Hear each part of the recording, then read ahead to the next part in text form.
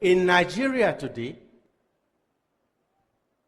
the government has woken up and has directed its efforts against Christians. Sometime in the past, we heard that there was a plan to change the curriculum of our primary and secondary school pupils. And we said, this man can't do it. He did it. Our children are being taught in our schools under religious and civic studies things that are heresies contrary to our faith. Some months ago, they went and revived one law they said came from 1949 about registration of churches because they are centers for marriage. The Christians said, you can't do it. They just ignored us.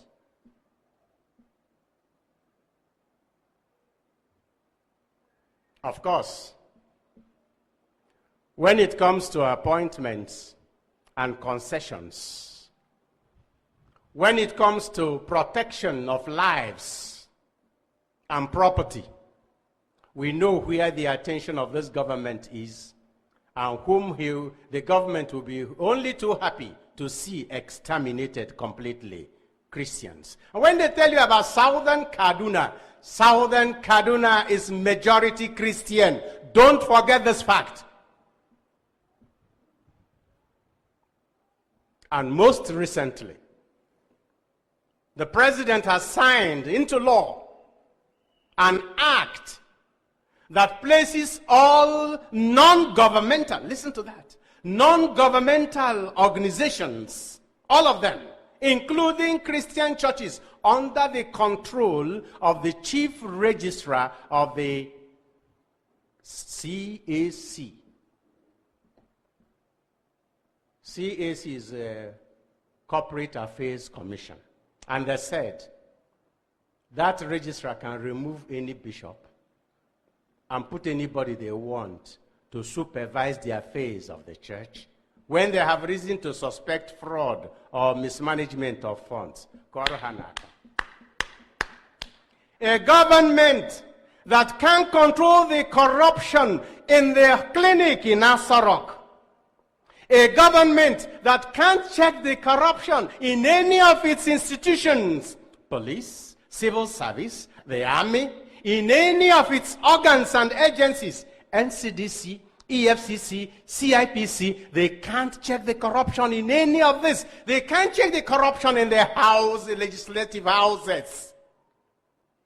And yet, now, they want to check the corruption in the churches. And some bishops are saying, they can't do this. Hey, megbumekwe. And why hegejime makanaga de no.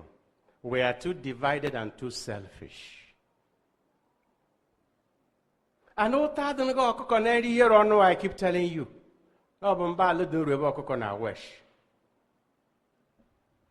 many, because we are all Nigerians. We as bishops and priests, we are not plucked from the tree. Our society is sick.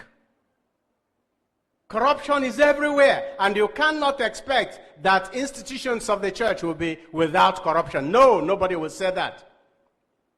And even worse, many of the so-called Christian leaders are just businessmen who are making as much money as they can through fraudulent means and the deception of the people and spending the money recklessly. But having said that, government in any church ego. Does this government give any penny to any church in this country? You cannot control how the money you generate is spent, and you want to control how the money that was not generated by you is spent. What is this? Forces of evil aligning against the church. And if they will succeed in Nigeria, it is because Nigerian Christians and their leaders are too selfish. When it is happening in Kaduna, We think it doesn't concern us. No,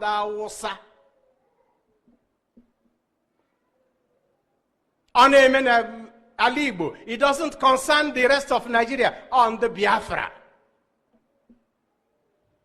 On Yoruba land, it doesn't concern the rest of Nigerians because no abondo femano. And of course, if the church belonging to Christ Apostolic Church is destroyed, so long as it's not a Catholic church, there's no problem. I'll just sigh and life goes on. Now, you remember what happened in the prophecy of Ezekiel to the dry bones? Son of man, prophesy to these bones so that they may have life. The first thing that happened to that when that prophecy was given was that the bones came together. God can make dry bones rise and become alive, but first they must come together. Christians, we must come together. Why is it that any small boy here or mabe, yoriopa, riakatakpa, yodo, any small boy becomes more powerful than an entire parish? We are not united. We even find our own igwes, Catholics, who expect the bishop to come to bury them because they are igwes. Na arokwa uloma. Na bu igwo halile ne momenal. Jumani am arokwa mama oloka mbone joka mbaje vujozie monwu. Now,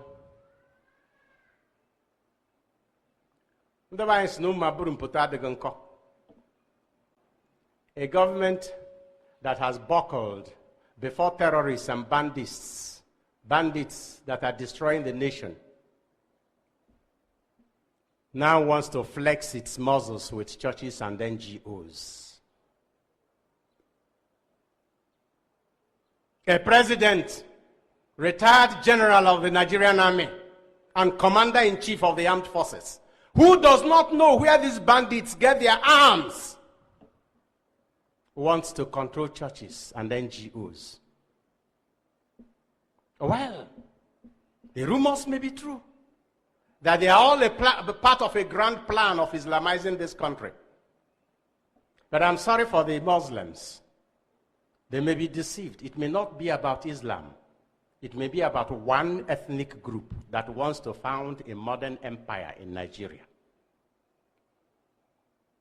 And when I say that Christians are too divided and too selfish, don't forget that the second in command in this country is a senior advocate of law, the senior advocate of Nigeria, a professor of law, and a pastor. Are there no Catholics in the houses of assembly? In the National Assembly? Are there no Christians in government? Are there no Christians in the parastatals? Are there no Christians where these decisions are taken?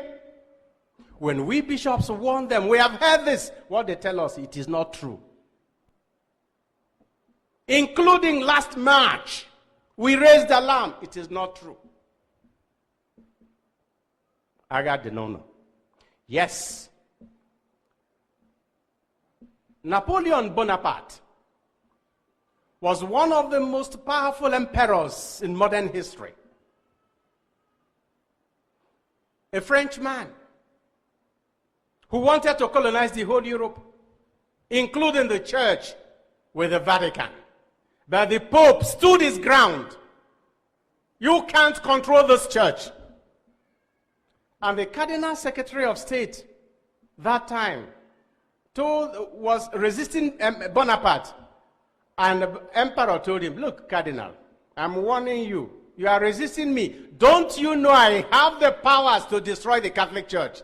Cardinal, hey, she's here. Look, we, cardinals, bishops, and priests, for more than 1,500, 800 years, we haven't even succeeded in destroying the church. How can you succeed? Where is Napoleon and his empire now? Both gone. Where is the Catholic Church now? Still running. But what I want to tell you, don't forget that when the church died in Jerusalem, it was born in Rome. And as it is dying in Europe, it is rising in Africa. By the time it is now dying in Africa, it is rising again in China. Don't allow your own church to be part of those that will be overcome by darkness because of your indifference and selfishness. What is your faith? Whom do you believe in? And who is Jesus Christ for you? If you know Christ, he knows you, and he will reveal yourself to you. And he will tell you, you are not warm, you are a rock.